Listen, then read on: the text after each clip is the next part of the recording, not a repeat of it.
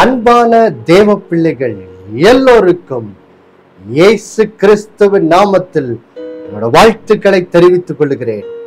பிதாவாகிய தேவனாலும் நம்முடைய கர்த்தராகிய இயேசு கிறிஸ்துவினாலும் உங்கள் எல்லோரோட வாழ்விலும் கிருபையும் சமாதானமும் உண்டாவதாக என்று சொல்லி உங்களை வாழ்த்துவதிலே மிகுந்த மகிழ்ச்சி அடைகிறேன். தேவ பிள்ளைகளே, உங்கள் எல்லோருக்கும் ஹாப்பி நியூ இயர் 2024 என்று சொல்லி உங்களை வாழ்த்துவதிலே நான் மிகுந்த மகிழ்ச்சி அடைகிறேன். கர்த்தர் நம்மை ஒரு புதிய ஆண்டை காண செய்ததற்காக நான் தேவனை இயேசு கிறிஸ்துவின் மூலமாய் துதிக்கிறேன். கடந்த 2023 ஆண்டு முழுவதும் கர்த்தர் நம்மை நடத்தினார். குறிப்பாக இந்த விசுவாச நேர தொலைக்காட்சி மூலமாக நான் விசுவாசிக்கிறேன், நிச்சயமாய் கர்த்தர் உங்களோடு பேசினார். உங்களுடைய ஆவிக்குரிய வாழ்க்கைக்கு இவைகள் மிகுந்த பிரயோஜனமாய் இருந்திருக்கும் என்று நான் விசுவாசிக்கிறேன்.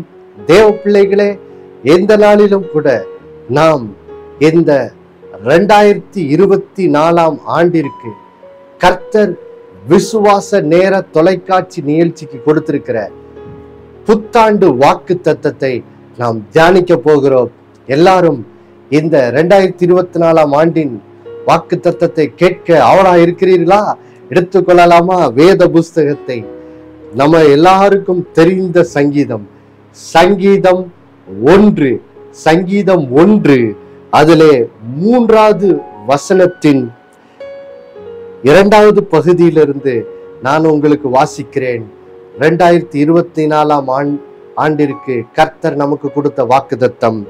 ஆண்டவர் சொல்லுகிறார், அவன் தன் காலத்தில் தன் கனியை தந்து இலையுதிராதிருக்கிற மரத்தை போல் இருப்பான், அவன் செய்வதெல்லாம் வாய்க்கும்.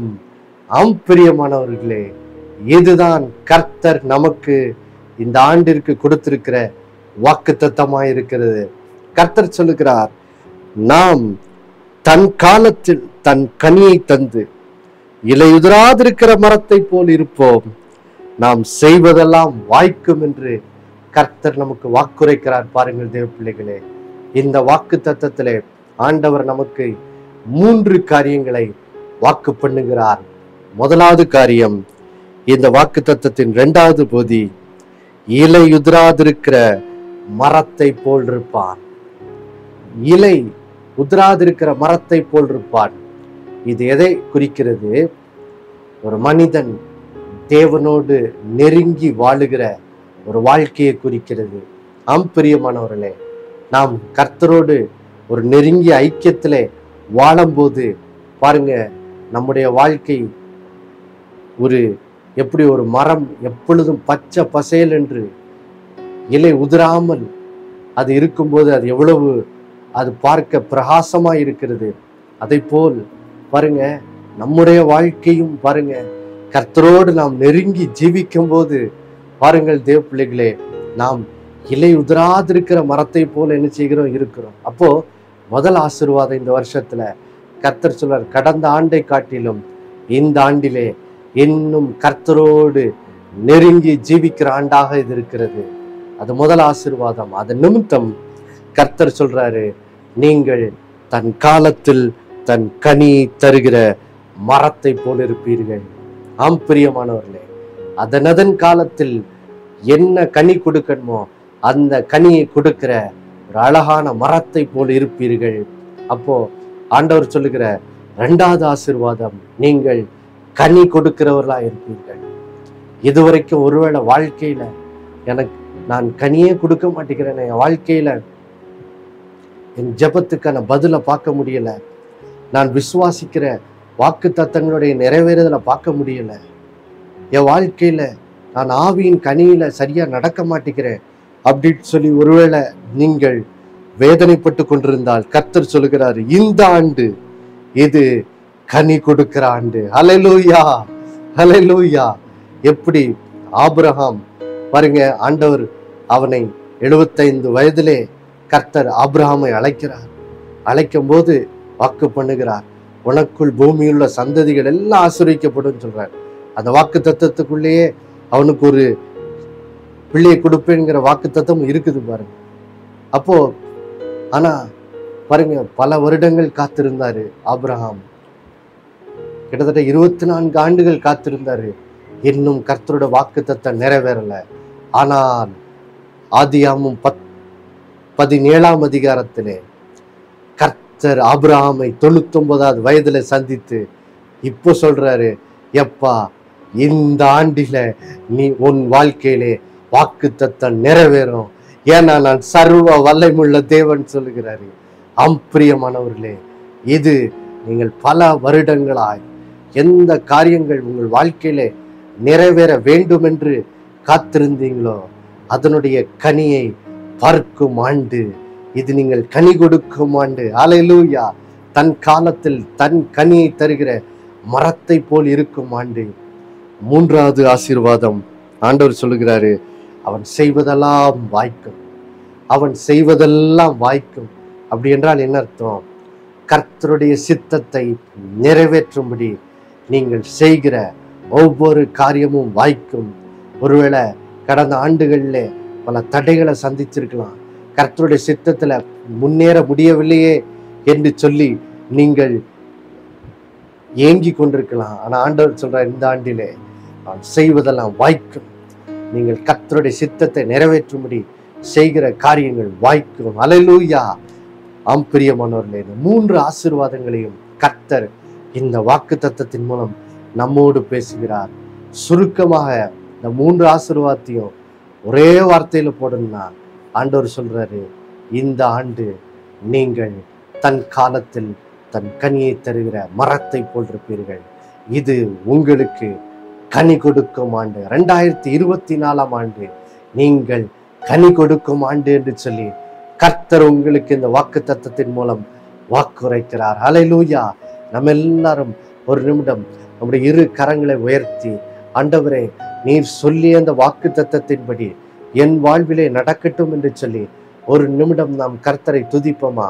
பரலோக பிதாவே, ஆண்டவராகிய இயேசு கிறிஸ்துவின் நாமத்துல ஆண்டவரே, இந்த நாளிலே நீர் ஆண்டவரே இந்த விசுவாச நேர தொலைக்காட்சி நிகழ்ச்சியின் மூலம் ஆண்டவரே நீர் கொடுத்திருக்கிற இந்த வாக்கு தத்தத்துக்காய் ஸ்தோத்திரம். ஆண்டவரே, சங்கீதம் 1:3 வசனத்தின் பின்பதில சொல்லப்பட்டது போல, அவன் தன் காலத்தில் தன் கனியை தந்து இலை உதிராதிருக்கிற மரத்தை போல் இருப்பான், அவன் செய்வதெல்லாம் வாய்க்கும் என்று சொல்லப்பட்டிருக்கிறதே.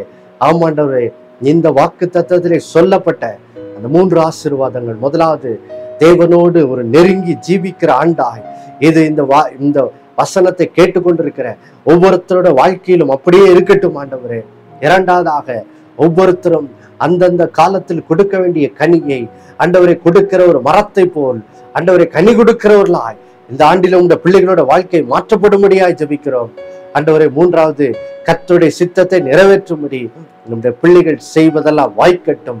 இந்த ஆண்டு தடைகள் மேல் ஜெயம் பெற்று இந்த பிள்ளைகள் கர்த்தருடைய சித்தத்திலே முன்னேறி செல்லட்டும், செய்வதெல்லாம் வாய்க்கட்டும் என்று ஆசீர்வதிக்கிறோம் ஆண்டவரே. ஆண்டவரே ஸ்தோத்திரம். இந்த 3 ஆசீர்வாதங்களையும் சுருக்கமாக ஒரே வார்த்தையில சொன்னீர். 2024ஆம் ஆண்டு கனி கொடுக்கும் ஆண்டுன்னு சொன்னீங்களே, அப்படியே இதை கேட்டுக்கொண்டிருக்கிற ஒவ்வொரு பிள்ளைகளோட வாழ்விலும் உண்டாகட்டும் ஆண்டவரே. நீர் அப்படியே செய்ததுக்காக ஸ்தோத்திரம். இந்த வாக்கு தத்தத்தை நிறைவேறுதலை நாங்கள் இப்பொழுது இயேசு கிறிஸ்துவின் நாமத்தில் ஆண்டவரே உமக்கு நன்றி சொல்லி பெற்றுக்கொள்ளுகிறோம். நீர் இப்பொழுதே எங்கள் வாழ்க்கையிலே இந்த நாள்ல இருந்தே இந்த வருஷத்தின் 1ஆம் தேதியில இருந்தே ஆண்டவரே இந்த வாக்கு தத்தம் எங்கள் ஒவ்வொருத்தரோட வாழ்க்கையிலும் நிறைவேறக்காய் நன்றி. இயேசுவின் மூலம் பிதாவே, ஆமென். பிரியமானவர்களே, இந்த ஆண்டு நீங்கள் கனி கொடுக்கும் ஆண்டு. அல்லேலூயா. எவ்வளவு பெரிய ஒரு நல்ல செய்தி பார்த்தீங்களா? இதுவரைக்கும் பாருங்கள் தேவ பிள்ளைகளே, நாம் இப்பொழுது யோவான் 15க்கு செல்லுவோம். பாருங்க, அங்கே இயேசு கிறிஸ்து இதை குறித்து பேசுகிறார். பாருங்க, நாம் யோவான் 15ஆம் அதிகாரத்துக்கு செல்வோம். யோவான் 15ஆம் அதிகாரத்திலே இந்த கனி கொடுக்கிற காரியத்தை குறித்து இயேசு பேசுகிறார். பாருங்க, யோவான் 15ஆம் அதிகாரம். தேவ பிள்ளைகளே, இப்போ நம்ம வாசிக்க போற அந்த அதிகாரம் உள்ள வசனங்கள் பாருங்க.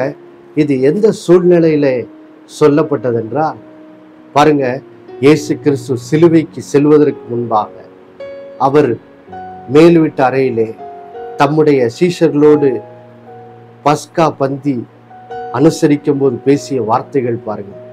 யோசித்து பாருங்க, ஒருவர் மரிப்பதற்கு முன்பாக அதாவது சமுதாயத்துல பெரியவங்க, ரொம்ப பெரியவங்களா இருக்கிறவங்க பாருங்க, அவங்களுடைய கடைசி வார்த்தைகள் ரொம்ப முக்கியமானதா என்ன செய்து இருக்குது. அப்போ யோசித்து பாருங்க, இயேசு சிலுவையில் மரிப்பதற்கு முன்பாக பாருங்க பேசிய ஒரு நீண்ட பிரசங்கம் தான். யோவான் 13 ஆரம்பிச்சு யோவான் 16 வரைக்கும் செல்லுது பாருங்க. அப்போ அந்த பின்னணியில சொல்லப்பட்ட வார்த்தைகள் தான் இந்த யோவான் 15. அதுல இயேசு எப்படி பாருங்க, நாம் எப்படி கனி கொடுக்கிற வாழ்க்கை வாழ வேண்டும் என்பதற்காக தான் நம்மை தேவன் ரட்சித்திருக்கிறார் என்பதை வெளிப்படுத்துறார் பாருங்க. வாசிக்கிறேன். யோவான் 15ஆம் அதிகாரம் இப்பொழுது முதலாவது 16வது வசனத்தை உங்களுக்கு நான் வாசிக்கிறேன். வேதம் சொல்லுகிறது, இங்கே இயேசு சொல்லுகிறார், நீங்கள் என்னை தெரிந்து கொள்ளவில்லை, நான் உங்களை தெரிந்து கொண்டேன். நீங்கள் என் நாமத்தினாலே பிதாவை கேட்டுக்கொள்வது எதுவோ அதை அவர் உங்களுக்கு கொடுக்கத்தக்கதாக நீங்கள் போய் கனி கொடுக்கும்படிக்கும் உங்கள் கனி நிலைத்திருக்கும்படிக்கும் நான் உங்களை ஏற்படுத்தினேன் ஆண்டவர் சொல்றார் பாருங்க. தேவ பிள்ளைகளே, நாம் ஆண்டவராகிய இயேசு கிறிஸ்துவை ஆண்டவராய் இரட்சகராய் ஏற்றுக்கொண்டோம். ஆண்டவர் இயேசு தம்முடைய சிலுவை மரணம் உயிர்த்தெழுதலின் மூலம் இன்றைக்கு நம்மை ரட்சித்திருக்கிறார் பாருங்க. இங்க இயேசு நம்மை எதற்காக ரட்சித்தார், அதனோட நோக்கம் என்ன, எதற்காக நம்மை ரட்சித்தாருங்கிற நோக்கத்தை இங்க சொல்றாரு பாருங்க. அவர் சொல்றாரு, இயேசு சொல்றாரு, நீங்கள் போய் கனி கொடுக்கும்படிக்கும் அந்த கனி உங்களில் நிலைத்திருக்கும்படிக்கும் நான் உங்களை என்ன செய்த ஏற்படுத்தினேன்னு சொல்றாரு. அப்போ யோசிச்சு பாருங்கள் தேவ பிள்ளைகளே, ஏன் ஆண்டவர் இந்த 2024ஆம் ஆண்டு நம்முடைய வாழ்விலே இது ஒரு கனி கொடுக்கும் ஆண்டு, தன் காலத்தில் தன் கனியை தருகிற மரத்தை போல் இருப்பான்னு ஏன் ஆண்டவர் நம்மை பார்த்து சொல்லுகிறார்? ஏனென்றால் தேவன் நம்மை ரட்சித்தது காரணமே நாம் கனி கொடுக்கும்படிக்குதான், கனி கொடுக்கும்படிக்குதான். பாருங்கள் தேவ பிள்ளைகளே, அதே யோவான் 15ஆம் அதிகாரத்திலே பாருங்க இன்னொரு வசனத்தை வாசிக்கிறேன். யோவான் 15 இப்போது 5வது வசனத்தை நான் உங்களுக்கு வாசிக்கிறேன் பாருங்கள். நானே திராட்சை செடி, நீங்கள் கொடிகள், ஒருவன் என்னிலும் நான் அவனிலும் நிலைத்திருந்தால் அவன் மிகுந்த கனிகளை கொடுப்பான். என்னை அல்லாமல் உங்களால் ஒன்றும் செய்யக்கூடாது. தேவ பிள்ளைகளே, இங்கே இயேசு கிறிஸ்து பாருங்க எப்படி நாம் கனி கொடுக்கிறோம் என்பதை குறித்து பேசுகிறார். நம்ம பார்த்தோமே, அந்த வாக்குத்தத்தத்தின் முதல் ஆசீர்வாதம் என்னது?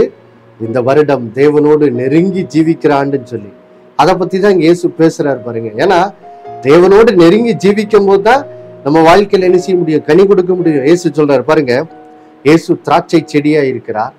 நாம் ரட்சிக்கப்பட்ட போது பாருங்க, இயேசுவாகிய திராட்சை செடியில் பாருங்க நம்ம கொடிகளாக வந்து இப்படியாக இயேசுவோடு நம்ம ரட்சிக்கப்பட்ட போது இணைக்கப்பட்டோம். அவரோடு நமக்கு ஒரு உறவு உண்டாச்சு. இப்ப ஆண்டவர் சொல்றாரு, நீங்கள் என்னிலும் ரட்சிக்கப்பட்டுட்டோம், ஆண்டவரோடு நமக்கு உறவு வந்துருச்சு.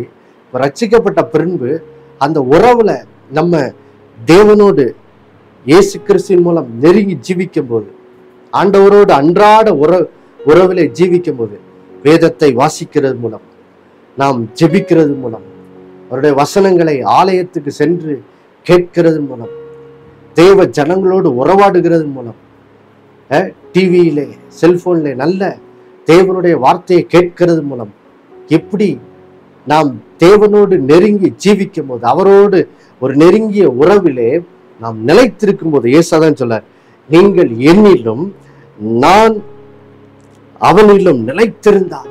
அப்ப பாருங்க, நம்ம இயேசுக்குள்ள நிலைத்திருக்கும் போது, அவருடைய வசனத்திலே நிலைத்திருக்கும் போது, நாம் ஜெபத்திலே உறுதியாய் தரித்திருக்கும் போது, இப்படியாக தேவனோடு ஒரு நெருங்கிய உறவு கொள்ளும் போது என்ன உண்டாகுது? அதனுடைய பலன் என்ன? இங்க ஆண்டவர் சொல்லுகிறார் பாருங்க, ஆண்டவர் சொல்றார், அவன் மிகுந்த கனிகளை கொடுப்பான். அவன் மிகுந்த கனிகளை கொடுப்பான். ஆம் பிரியமானவர்களே, இயேசு கிறிஸ்து நம்மை ரட்சித்ததுக்கு நோக்கமே என்னது? நாம் தேவனுக்கு மகிமை உண்டாகும்படி மிகுந்த கனிகளை என்ன செய்யணும்? கொடுக்க வேண்டும்.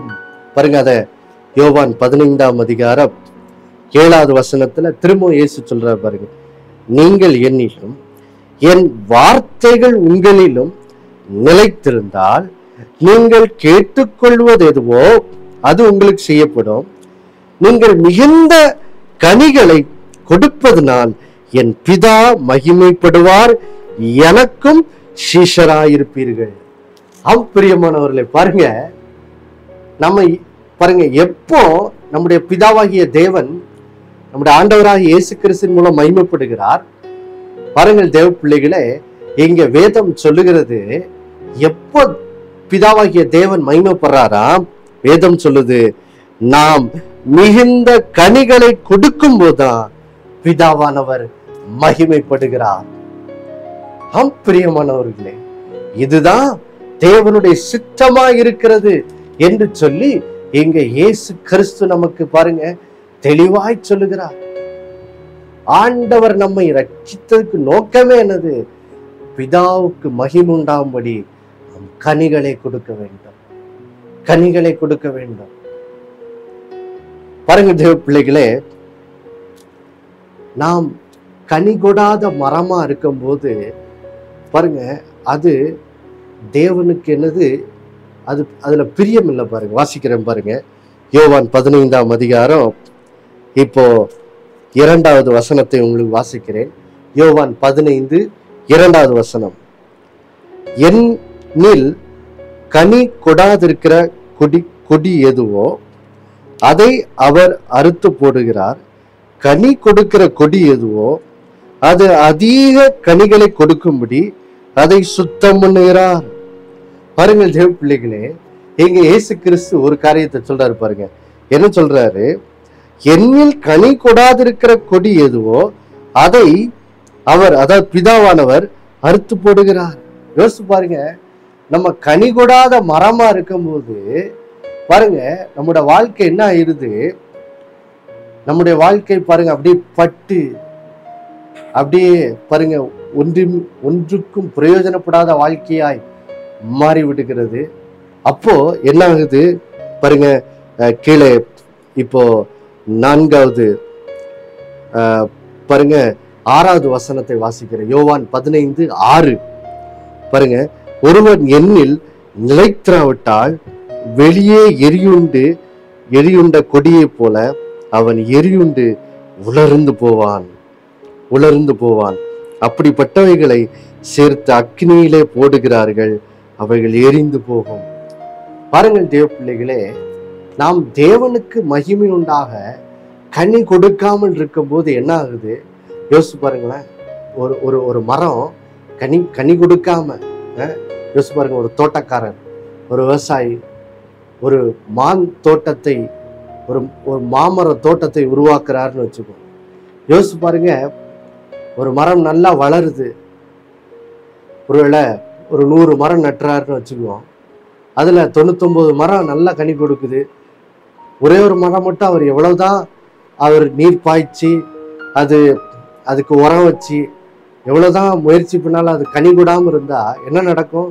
அதை தான் இங்க இயேசு சொல்றார். கனி கூடாம இருக்கிற வாழ்க்கை அது என்ன ஆகுமா? ஒரு நாள் அது பாருங்க உலர்ந்து போயிடும். அது ஒன்றுக்கும் பிரயோஜனப்படாமல் அந்த வாழ்க்கை பட்டு போய் முடிவுல பாருங்க அந்த வாழ்க்கை பாருங்க அழிந்தே என்ன செய்கிறது? போயிருது. அதான் இயேசு இப்படி விளக்குறார். அதாவது அவருக்குள் கனிகூடாத இருக்கிற அந்த வாழ்க்கை அது என்னவாமா? அவன் எரியுண்டு உலர்ந்து போவான். அப்படிப்பட்டவைகளை சேர்த்து அக்கினியிலே என்ன செய்கிறார்கள்? போடுகிறார்கள். அப்போ யோசிச்சு பாருங்க, நம்ம கனிகூடாத மரமா இருக்கும்போது பாருங்க நம்முடைய முடிவு அது வேதனையா தான் என்ன செய்து இருக்குது, நம்முடைய முடிவு துக்கமா தான் என்ன செய்து இருக்குது. அப்போ அதனாலதான் ஆண்டவர் சொல்லுகிறாரு, இந்த ஆண்டு இது கனி கொடுக்கும் ஆண்டு. இவ்வளவு நாள் நம்ம எப்படி வாழ்ந்தோமோ, ஆண்டவர் சொல்றாரு, பழச மறைஞ்சு போயிரு. இந்த ஆண்டு நீங்கள் கனி கொடுக்கும்படிக்கு உங்கள் இருதயத்துல என்ன செய்யணும்? தீர்மானம் பண்ணணும். நான் தேவனுக்கு மகிமை என்ன செய்ய போறேன்? கனி கொடுக்க போறேன், கனி கொடுக்க போறேன்னு சொல்லி நீங்க என்ன செய்யணும்? இருதயத்துல ஒரு முடிவு பண்ணணும், முடிவு பண்ணணும். ஆம் பிரியமானவர்களே, இதுக்குதான் தேவன் இந்த ஆண்டு கனி கொடுக்கும் ஆண்டாக இதை என்ன செய்திருக்கிறார்? உங்களுக்கு நியமித்திருக்கிறார். ஏன்னா தேவன் உங்களை ரட்சித்ததே கனி கொடுப்பதற்காகத்தான். பாருங்கள் தேவ பிள்ளைகளே, நாம் மறுபடியும் சங்கீதம் 1க்கு போகலாம். பாருங்க தேவ பிள்ளைகளே, இப்போ ஒரு கேள்வி வருது, கனி கொடுக்கிறதுனா, ஆண்டவருக்கு மகிமையா கனி கொடுக்கிறதுனா என்னது? பாருங்க, அதை புரிந்து கொள்றதுக்கு இந்த சங்கீதம் 1:3 வசனம் தான் வாக்கு தத்துவம். அதுக்கு முந்தி உள்ள 1-2 வசனங்களை வாசிக்கிற பாருங்க. கர்த்தருக்கு மகிமையா கனி கொடுக்கிறதுனா என்னது? பாருங்க, முதலாவது கனி கொடுக்கிறதுனா என்னதான்? சங்கீதம் 1:1 வசனத்துல இப்படி விளக்குது, துன்மார்க்கருடைய ஆலோசனையில் நடவாமலும் பாவிகளுடைய வழியில் நில்லாமலும் பரியாசக்காரர் உட்காரும் இடத்தில் உட்காராமலும். அப்போ பாருங்கள் தேவ பிள்ளைகளே, கர்த்தருக்கு மகிமையா கனி கொடுக்கிறதுனா என்னது? பாருங்கள் தேவ பிள்ளைகளே, இன்னைக்கு அநேக தேவ பிள்ளைகள் பாருங்க, ரட்சிக்கப்பட்டிருந்தாலும் நிறைய நேரம் ரட்சிக்கப்பட்ட பின்பும் கூட பாருங்க ரட்சிக்கப்படாதவர்களை போலவே வாழ்றது, உலகத்தார் பாவிகளை போலவே வாழ்றது. எப்படி வாழ்றது? அநேகர் இன்னைக்கு துன்மார்க்கருடைய ஆலோசனையில் நடக்கிறாங்க, பாவிகளுடைய வழியில தான் என்ன செய்யறாங்க? நின்றுட்டு இருக்காங்க. பரியாசக்காரர் உட்காரும் இடத்துல என்ன செய்யறது? உட்கார்ந்துகிட்டு இருக்குது. அப்போ யோசிச்சு பாருங்க, உலகத்தாரை போலவே பாவத்தின் உலகத்தின் அந்த துன்மார்க்கருடைய ஆலோசனை பாதையில நடக்கிறது, பாவிகளினுடைய வழியில நிற்கிறது, பரியாசக்காரர் உட்காரும் இடத்துல உட்கார்றது. இப்படி என்ன செய்கிறாங்க? அநேகர் ரட்சிக்கப்பட்ட பின்பு இப்படிதான் என்ன செய்யறாங்க? வாழ்றாங்க. அப்ப ஆண்டவர் சொல்றாரு பாருங்க, இப்படி வாழும் போதுதான் நம்முடைய வாழ்க்கை ஒரு நாள் என்ன செய்யும்? யோவான் 15:6 சொல்றாரு, ஒருவருக்கும் பிரயோஜனப்படாத பாருங்க ஒரு பட்டு போன மரத்தை போல் இந்த வாழ்க்கை என்ன செய்திடும்? பட்டு போயிடும். அப்போ இந்த ஆண்டு பாருங்க, நீங்கள் ரட்சிக்கப்பட்டிருக்கிறீர்கள். அப்போ கர்த்தருக்கு மகிமையா கனி கொடுக்கிறதுனா என்னது? இந்த ஆண்டு சங்கீதம் 1:1 சொல்லுகிறது போல, இனி நீங்கள் துன்மார்க்கருடைய ஆலோசனை நடவாமல் பாவிகளுடைய வழியில் நில்லாமல் பரியாசக்காரர் உட்காரும் இடத்தில் உட்காராமல் வாழுகிற வாழ்க்கையா இந்த ஆண்டு உங்கள் வாழ்க்கை மாறப்போகிறது. அதாவது ஒரே வார்த்தையில சொல்ல போனா, யோசேப்பை போல பாவத்துக்கு விலகி ஓடுகிற, பாவத்தின் மேல் ஜெயம் கொள்ளுகிற ஒரு வாழ்க்கையா இந்த ஆண்டு உங்கள் வாழ்க்கையை ஆண்டவர் என்ன செய்ய போகிறார்? மாற்ற போகிறார். பாருங்க, இதுவரைக்கும் ஒருவேளை நம்ம செல்போனுக்கு அடிமைப்பட்டு, சோசியல் மீடியாவுக்கு அடிமைப்பட்டு, இப்படி ஒருவேளை நிறைய டைமை வேஸ்ட் பண்ற காரியங்களுக்கு அடிமைப்பட்டு இருக்கலாம். அல்லது பாருங்க, எப்பவும் கோபம், எரிச்சல், அல்லது உலகத்தின் இச்சைகளுக்கு பின்னாடி போகிற இப்படிப்பட்ட வாழ்க்கை இதுக்கு முன்னாடி இருந்திருக்கலாம். ஆனா ஆண்டவர் சொல்றார், இந்த ஆண்டு கர்த்தர் உங்களை பரிசுத்தப்படுத்த போகிறார். தேவனுக்கென்று பரிசுத்த கனிகளை நீங்கள் என்ன செய்ய போகிறீர்கள்? கொடுக்க போகிறீர்கள். சங்கீதம் 1:1 சொல்ற போல வாழ போகிறீங்க. 2வது பாருங்க, ஆண்டவருக்கு மகிமையா கனி கொடுக்கிறதுனா என்னது? 2வது சொல்றாரு, கர்த்தருடைய வேதத்தில் பிரியமாயிருந்து இரவும் பகலும் அவருடைய வேதத்தில் தியானமாயிருக்கிற மனுஷன் பாக்கியவான். ஆம் பிரியமானவர், இந்த வருடம் நீங்க கர்த்தரோடு நெருங்கிய உறவு கொள்ள போகிறீங்க. கர்த்தருடைய வேதத்தின் மேல் பிரியப்பட போகிறீங்க. கர்த்தருடைய வசனத்திலே தியானமா இருக்கிற குறித்து மகிழ்ந்து களி கூற போறீங்க. மற்ற எந்த காரியத்தை காட்டிலும் உங்களோட மகிழ்ச்சி கர்த்தருடைய வசனமா என்ன செய்ய போகிறது? மாறப்போகிறது. கர்த்தருடைய வசனத்தினால் உங்க இருதயத்தை நீங்க நிரப்ப போகிறீங்க. கர்த்தருடைய வசனம் காட்டு பாதையில நடக்க போறீங்க. இப்படி பாருங்க, ஒரு பக்கம் பாவத்துக்கு தூரப்படுகிற வாழ்க்கை, இரண்டாவது கர்த்தரோடு ரொம்ப நெருங்குகிற வாழ்க்கையாக இந்த வருடம் உங்கள் வாழ்க்கையை இப்படி மாற்றப் போகிறார். இப்படி மாற்றும் போது பாருங்கள் தேவ பிள்ளைகளே, தன் காலத்தில் தன் கனியை கொடுப்பா. அப்படின்னா என்ன அர்த்தம் பாருங்க? தன் காலத்தில் தன் கனியை கொடுக்கறதுன்னு என்னது? உங்கள் வாழ்க்கை ஆவியின் கனி. கலாத்தியர் 5 பாருங்க 22, 23 சொல்லப்போல ஆவியின் கனி நிறைந்த வாழ்க்கை, அன்பு, சந்தோஷம், சமாதானம், நீடிய பொறுமை, விசுவாசம், சாந்தம், இப்படி தேவனுடைய நற்குணங்களால் பாருங்க, இப்படி நீங்க பாவத்துக்கு விலகி ஓடி தேவனோட வசனத்தின் மூலம் தேவனோட நெருங்கி ஜீவிக்கும் அந்த கனிகள்ல பெருக பெருக நீங்க இந்த வருடத்துல ஆண்டவருடைய குணாதிசயமாகிய ஆவியின் அந்த 9 கனிகள், அந்த அன்பின் சுபாவத்திலே நடக்கிறவர்களா இந்த வருடம் உங்கள் வாழ்க்கையை தேவன் மறுரூபப்படுத்த போகிறார். இப்படி நீங்கள் அந்த கனிகளை கொடுத்து தேவனை மகிமைப்படுத்த போகிறீர்கள். அது மாத்திரம் இல்ல, யோவான் 15 ஆண்டவர் சொல்றாரு, நீங்கள் என்னோட வசனத்துல நிலைத்திருக்கும் போது நீங்கள் ஜெபத்திலே கேட்டுக்கொள்வது எதுவோ அதை பிதாவானவர் உங்களுக்கு என்ன செய்வார்? தருவார்னு சொல்றாரு.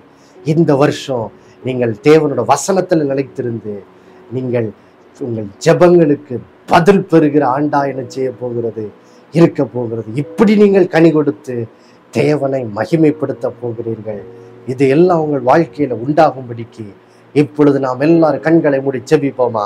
அன்புள்ள பரலோக பிதாவே, ஆண்டவராகிய இயேசு கிறிஸ்துவின் நாமத்தில் உடைய சமூகத்தில் வருகிறவப்பா, இந்த நாளிலே ஆண்டவரே நீர் எங்களோடு தெளிவாய் பேசினதுக்காய் ஸ்தோத்திரம். இது கனி கொடுக்கும் ஆண்டு, ஏன் கனி கொடுக்க வேண்டும் என்று சொல்லி எங்களுக்கு கற்றுக் கொடுத்தீரே, அதற்காக தான் எங்களை ரட்சித்தீர் ஆண்டவரே என்று சொல்லி பார்த்தோமே. ஆண்டவரே, நாங்கள் கனி கொடுக்காம இருக்கும்போது ஆண்டவரே ஒரு நாள் எங்கள் வாழ்க்கை பட்டு போய் உலர்ந்து போய் அது ஆண்டவரே முடிவிலே ஆண்டவரே ஸ்தோத்திரம் அந்த வாழ்க்கை ஆண்டவரே வேதனையிலே போய் முடியும் என்று சொல்லி நம்ம பார்த்தோம். அதனாலதான் கர்த்தர் இந்த ஆண்டு ஒரு கனி கொடாத ஆண்டவரே அந்த வேதனை நிறைந்த வாழ்க்கையிலிருந்து எங்களை விடுவித்து கனி கொடுக்கிறவர்களா எங்கள் வாழ்க்கையை மாற்றப் போகிறீர் என்று சொல்லி இந்த நாளிலே நீர் எங்களுக்கு வாக்கு கொடுத்த காய் ஸ்தோத்திரம். ஆண்டவரே, இந்த நாளிலே நாங்கள் பார்த்தோமே 3 கனிகள். ஆமா ஆண்டவரே, முதலாவது இந்த ஆண்டிலே உங்களுடைய பிள்ளைகள் பாவத்துக்கு ஆண்டவர் விலகி ஓடி பரிசுத்தம் என்னும் கனிகள்ல பெருகட்டும். இந்த ஆண்டிலே கர்த்தருடைய வார்த்தையின் மேல் பிரியமாகி கர்த்தருடைய வசனத்தின் மூலம் தேவனோடு நெருங்கி ஜீவிக்கிற ஒரு உறவு கனிகளை உங்களுடைய பிள்ளைகள் கொடுக்கட்டும் ஆண்டவரே. அதன் மூலம் உங்களுடைய பிள்ளைகள் ஆண்டவரே ஸ்தோத்திரம் ஆண்டவரே தங்களுடைய ஜெபத்திலே ஆண்டவரே தேவனிடத்துல ஜெபிக்கும் ஜெப என்ன ஜெபிக்கிறார்களோ, தேவனுடைய சித்தத்தின்படி என்ன ஜெபிக்கிறார்களோ அந்த ஜெபத்துக்கு பதில் பெற்று இப்படி ஜெபத்துக்கு பதில் பெறுகிற கனிகளை கொடுத்து பிதாவை மகிமைப்படுத்த ஆண்டாயமுடைய பிள்ளைகளோட வாழ்க்கை மாறட்டும். அதே போல் ஆவியின் கனி தேவனுடைய அன்பின் சுபாவத்திலே நடக்கிற வாழ்க்கையாய் மறுரூபப்படுகிற ஆண்டாக ஆண்டு உங்களுடைய பிள்ளைகளோட வாழ்க்கை இருக்க இந்த ஆண்டவர் புதிய ஆண்டை இந்த 2024 ஆண்டை இப்படியா உங்களுடைய பிள்ளைகளுக்கு ஆசீர்வதிப்பீராக. அதன் மூலம் கர்த்தருடைய சித்தத்தின் செய்யும்படி இந்த பிள்ளைகள் செய்வதெல்லாம் வாய்க்கட்டும் என்று ஜெபிக்கிறோம். இயேசு கிறிஸ்துவின் நாமத்தில் வேண்டிக் கொள்ளுகிறோம் எங்கள் நல்ல பிதாவே, ஆமென். மறுபடியும் அடுத்த வாரம் சந்திக்கும் வரை உங்களுக்கு நினைப்பூட்டுகிறேன், இயேசுவே ஆண்டவர். ஒவ்வொரு நாளும் அவர் மேல் விசுவாசம் வைத்து வாழுங்கள். ஆமென்.